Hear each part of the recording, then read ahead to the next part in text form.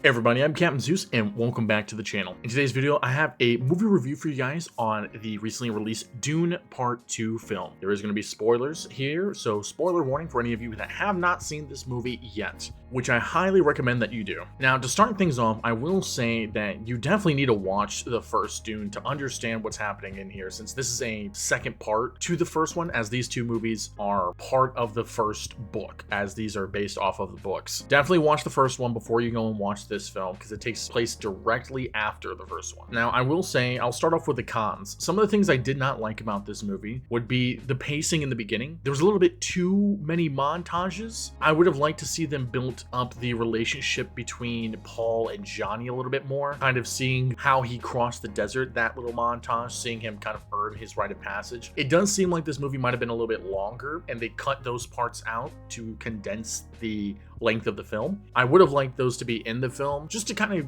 build up a little bit more how he earned his way to where he was. Now, that was honestly about it. That was the only thing I did not like about this movie. I will say visually, it is a masterpiece. 10 out of 10 visuals. And soundtrack, Hans Zimmer, this is probably the best soundtrack he's ever done. You could really tell he put a lot of time and care into this. And the action was pretty good. Like, I mean, this is a lot faster paced than the first movie. Although in the beginning where you have those montages, it is a little bit slower, but afterwards it picks up steam and you're just on a roll. Like, it's a snowball effect basically. Honestly, I did kind of overhype this movie going into it, because honestly I love the first one. I was a huge fan, and a lot of people were comparing this to like The Dark Knight, Empire Strikes Back. They were giving a lot of high praises. I will say, do not hype yourself up for it. It is a great movie, don't get me wrong, but your expectations might be a little bit disappointing. And that's kind of what happened with me. I thought a lot more was going to happen in this film, but it didn't. Although I wasn't disappointed with what did happen.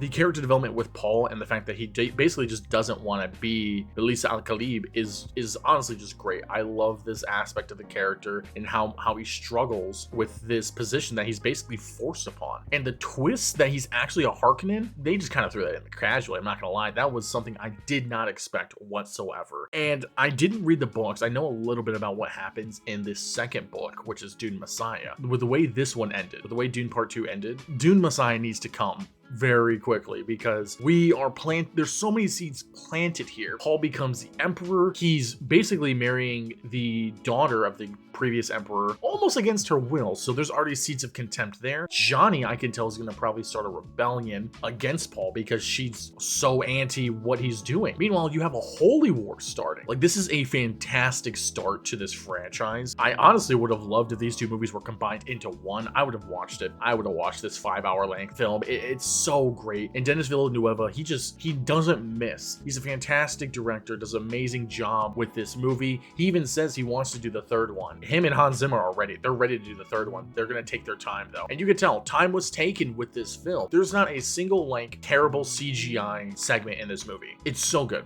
It's just so good. And I loved the planet, the Harkonnen planet, where you see Austin Butler's character do the gladiatorial battles. I love the visuals in that. I thought that was super unique. One of the best things I loved about the trailer. If you watch the first one back to back with the second one, honestly, I'd probably give it a 10 out of 10, not gonna lie. But this film, my rating for it is gonna be a 9.5 out of 10, just because of that beginning part. And it was just like that beginning pacing was a little weird. I feel like they kind of cut some things out. But all in all, I really enjoyed this movie. I'd go see it in theaters again. But what do you guys think? Have you seen the movie? Let me know in the comments below. I'm Captain Zeus, and I'll catch you guys later.